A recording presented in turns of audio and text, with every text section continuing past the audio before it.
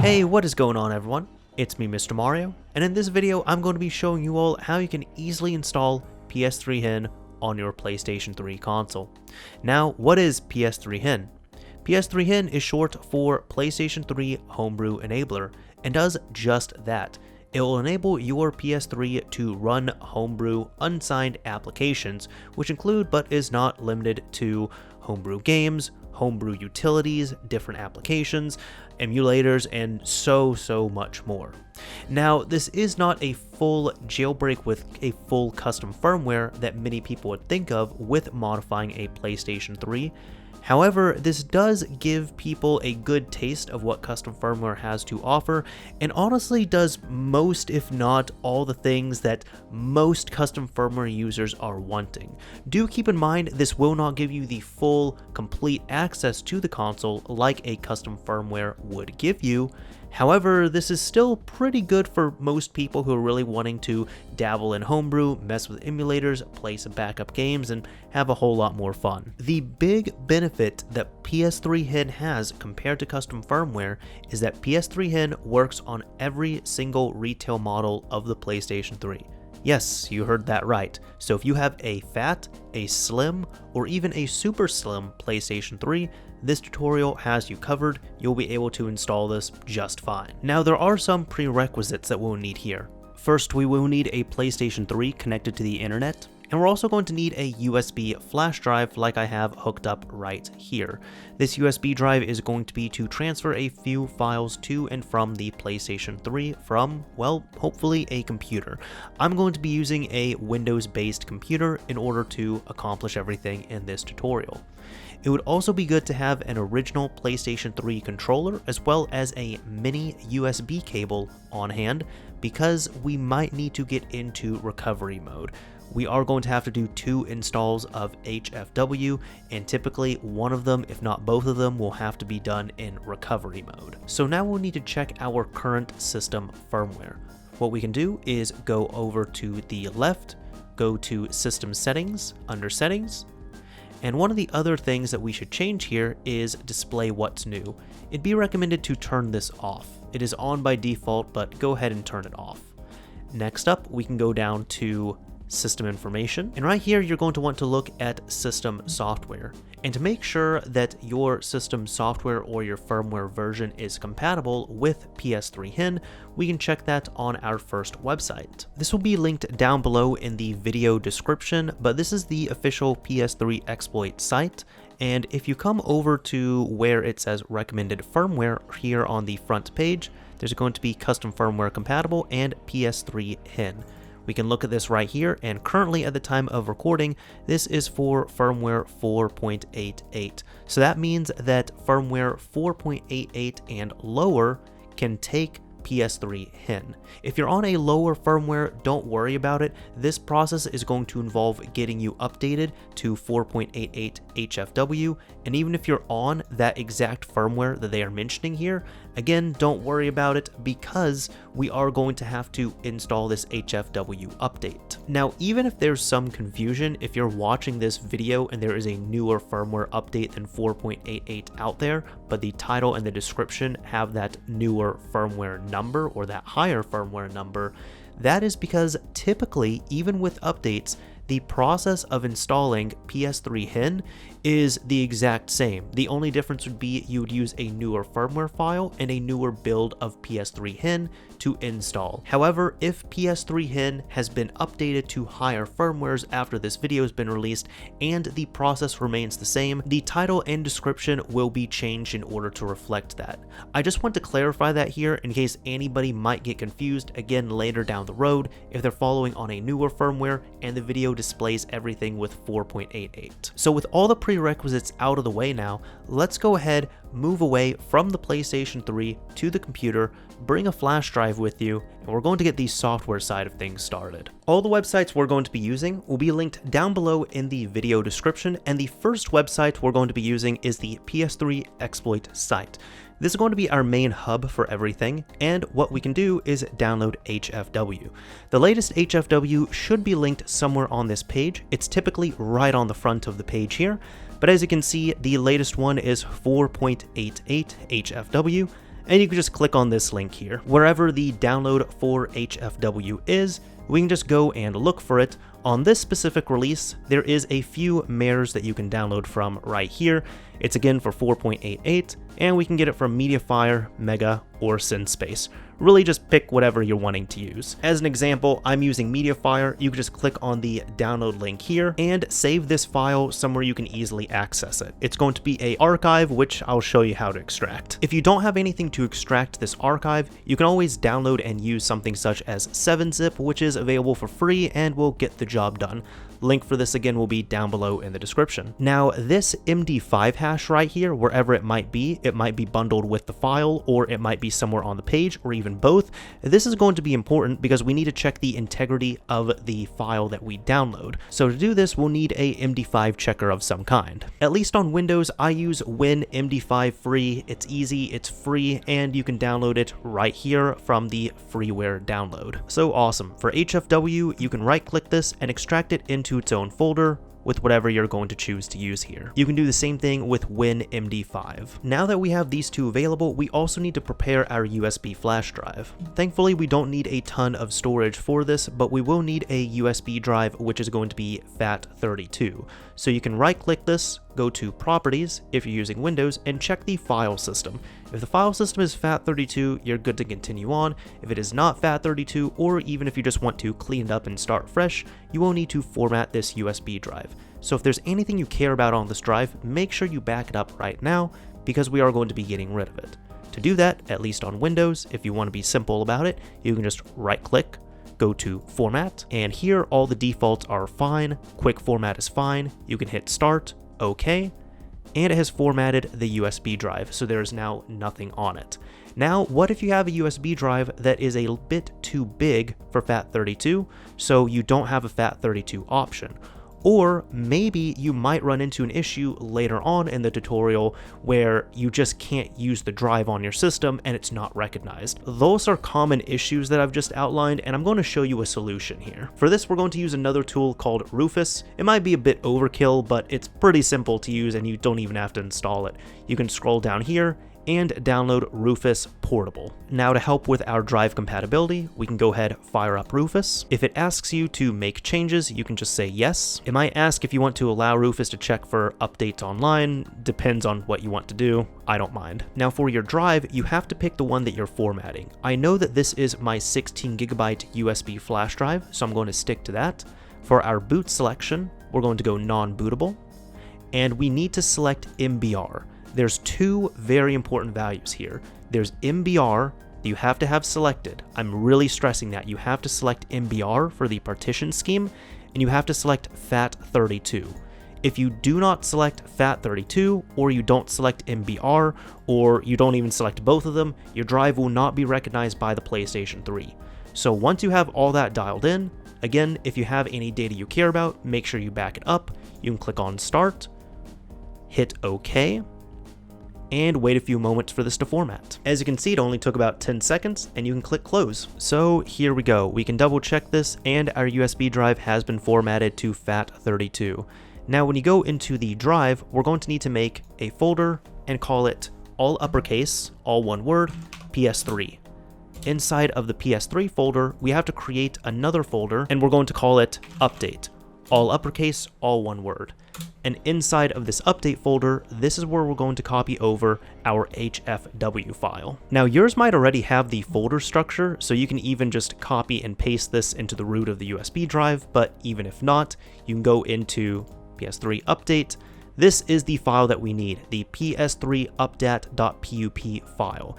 It needs to look exactly like this. If you're on Windows, you can also click on View and enable file name extensions, because it needs to look exactly like PS3 updat.pup.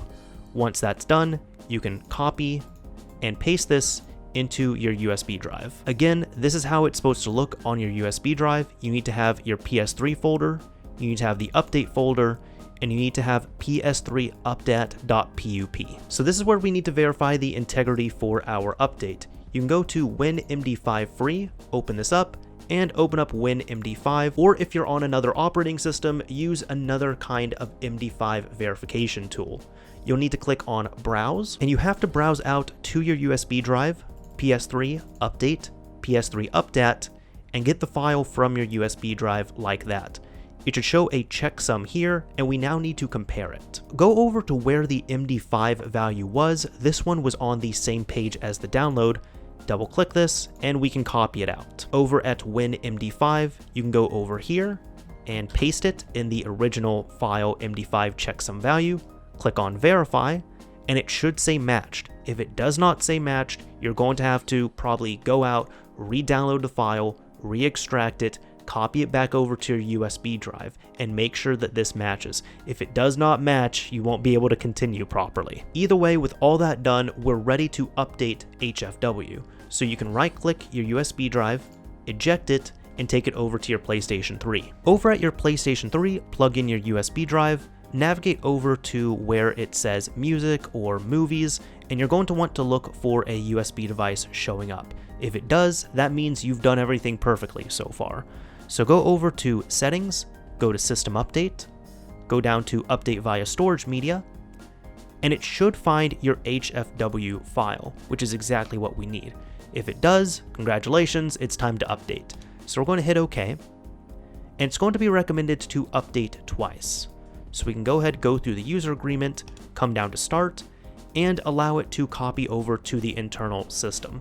Just give it a few minutes to copy, and then your system is going to reboot. When your system reboots, it's going to come to this screen. Just press the PlayStation button on your controller, wait a few moments, and it's going to begin installing. Just leave the controller alone, leave your system alone, and let it install. It will take a few minutes. Now at this point, a lot of people get worried and ask, how do I know that this update has installed properly? It just jumped up to 100% and rebooted. And if it does, that's fine. That means the update took properly. If your update goes through, reboots your system, and no errors are generated, that means that the update was fine.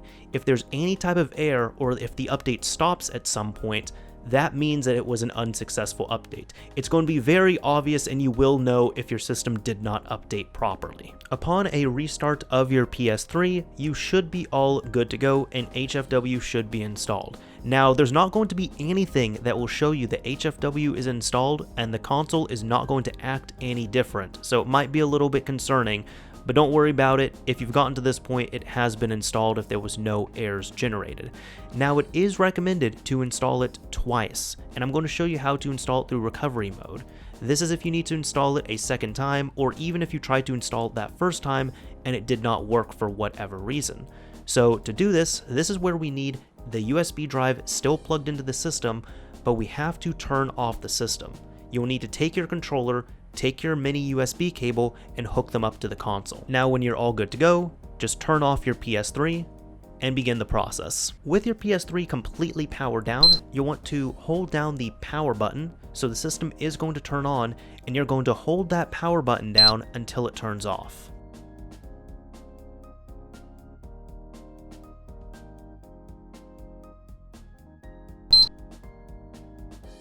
Next, you're going to have to hold down the power button again, and when you hear 2 quick beeps, you're going to let go of the power button immediately.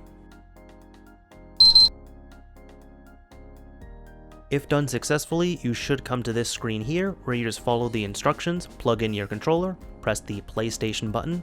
Now you're going to need to scroll all the way down to System Update, press X, make sure your USB drive is plugged in, and press the Start and Select buttons at the same time. After it finishes checking, it's going to begin preparing the update. Just let it do its thing, don't touch anything yet. When you get to this next page, press the PlayStation button, let it check for update data, and run through the process here.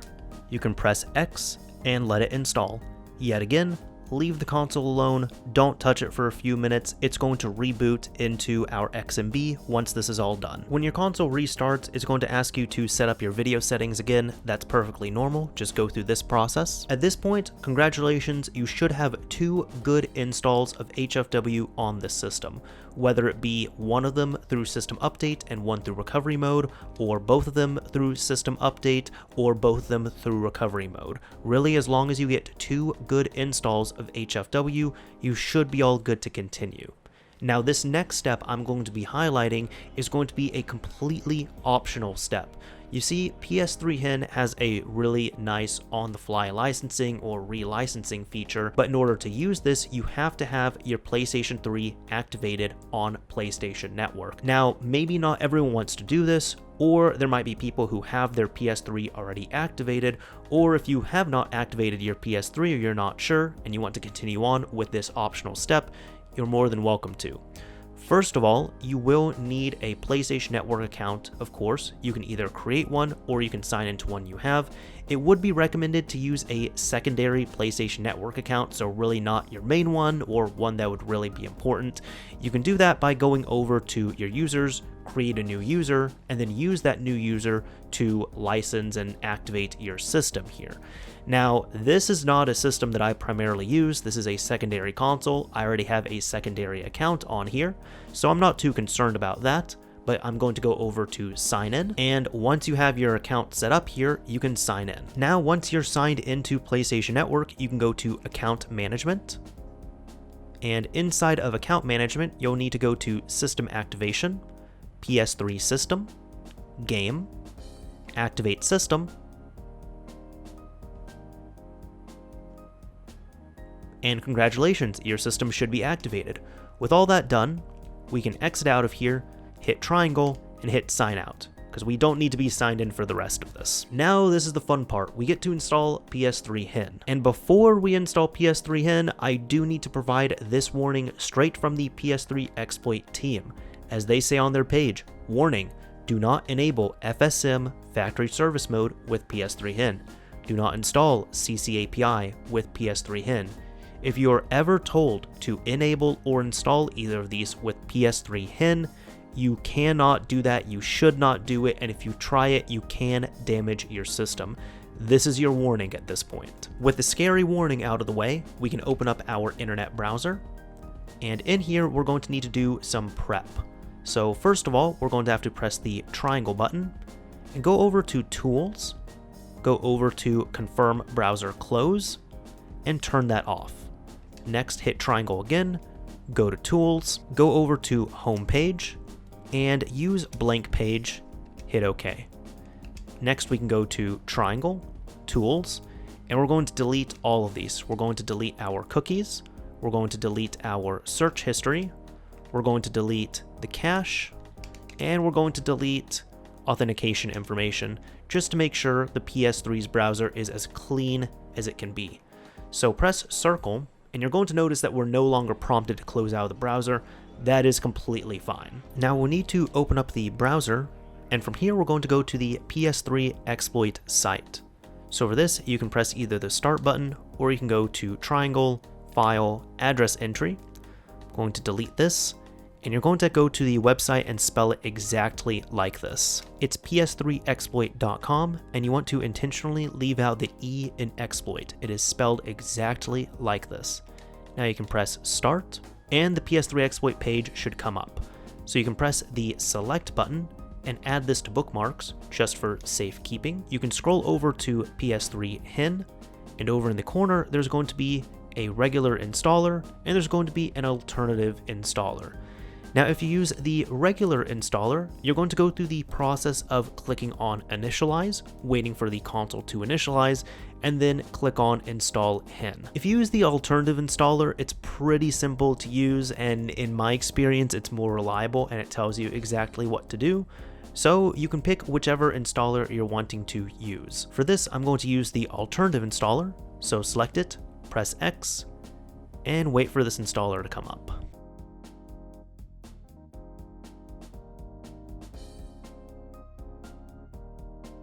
So here we go. As you can see, it thankfully worked for me the first try here, but it tells us exactly what to do if you're using the alternative one, which I will show you. Now, a few steps if you are just not able to get this working at all. First of all, with whichever installer you're using, I'd recommend pressing the select button and adding it to your bookmarks. So if you have to reopen the browser, whether you reload the browser or you have to restart your console, you can just hit the select button and you can go straight to the installer itself. Finally, if you're still not having any luck, you could go to the HEN installer. You can hit triangle if you want to. You can go over to Tools, Homepage, and you can even set that as your home page, so when you open up the browser, you'll be able to force it to go to that installer. Now, since I'm using the alternative one, I'm going to come up to Remote Play and enter Remote Play. Now that we've entered Remote Play, we just need to press the back button to exit out. Now check this out, if you've done it successfully, you can come up here, and there's going to be a new section called Install HEN. Just go in here, hit X over Install, and we do want to download this. So download the HEN package, let it install, and wait. So there we go, it's now installed. We can press back. We can now restart the PlayStation because we do have to do this, so turn off your system and turn it back on. Now once your console reboots, you're going to notice it will have a new splash logo, and you're also going to have a new option staring you right at the face which says Enable HEN. And well, let's go ahead and do that. You just go ahead, fire this up by pressing the X button. It's going to load up a modified web page like this, and just wait a few moments. You know what? It might also fail on you and reboot, or sometimes it could even crash at that point. And if it does, that's totally fine. Just try it again. We're going to restart the system, and we're going to enable HEN.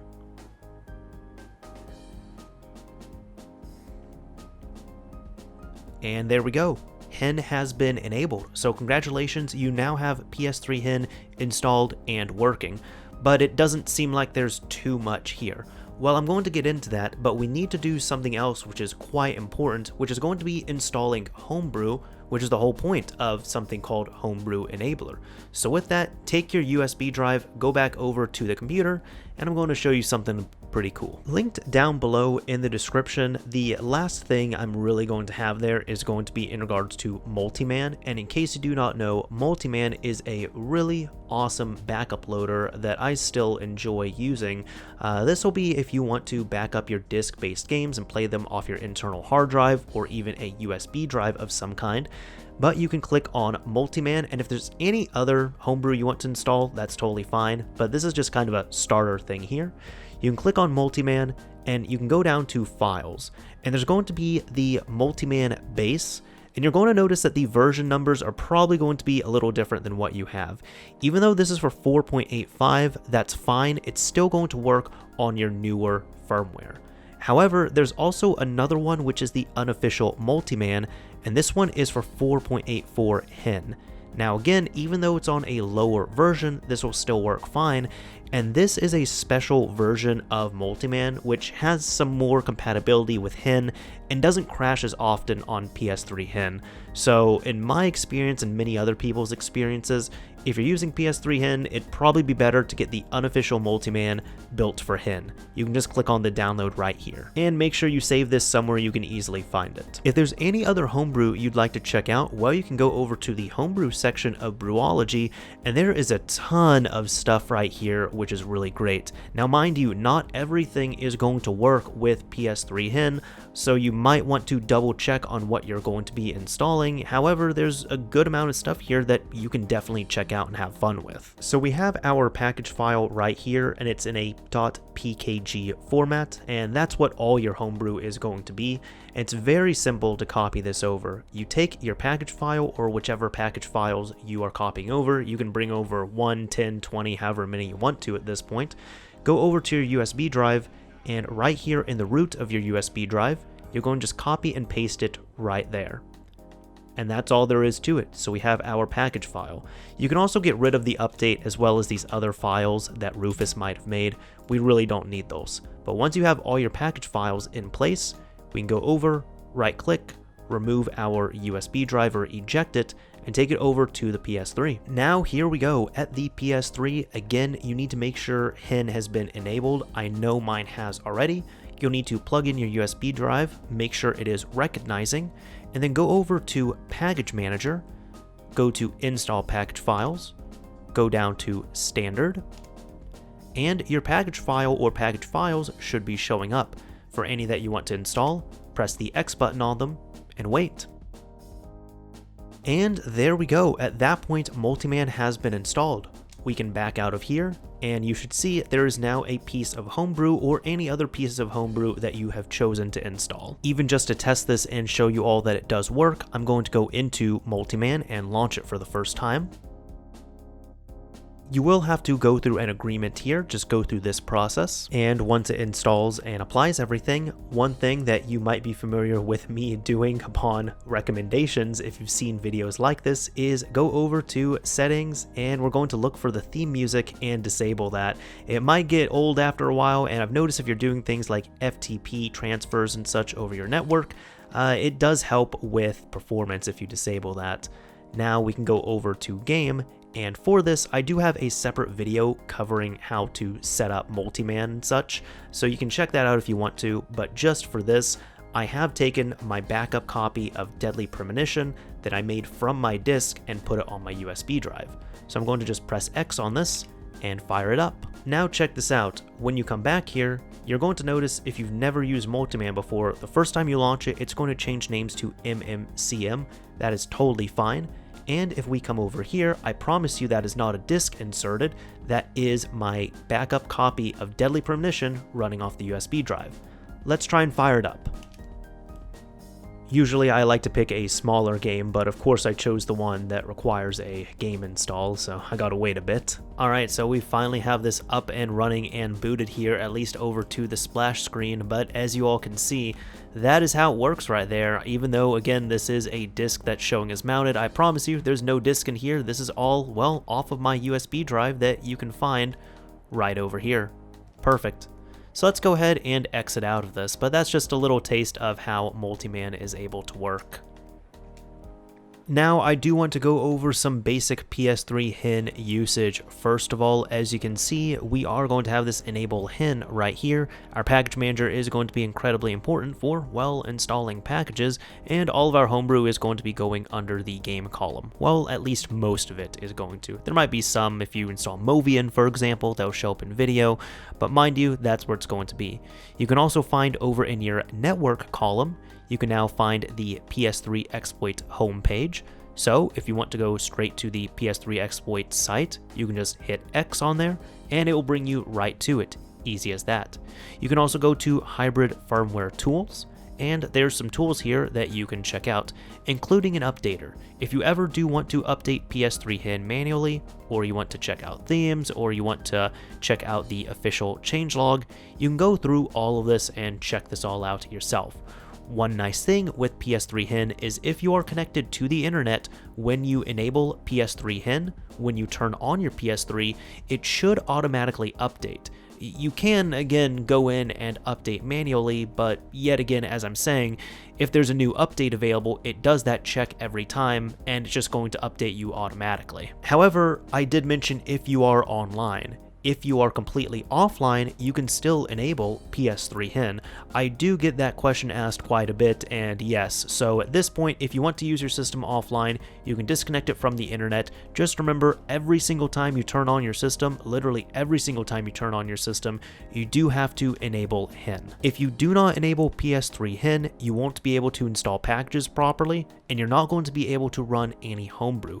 Anytime you do either of the two, you're going to run into an error until you enable HEN. Now, let's say you're over at your PlayStation 3, you decide you want to fire up a piece of homebrew or maybe a backup game you have installed here, and you press the X button to launch this. But look at this, oh no, you run into this error right here. Well, just like I said a few seconds ago, you have to run PS3HEN before you run anything else here, especially again if you have come off of a restart or shutting off and turning on your PS3, just coming off of a cold boot.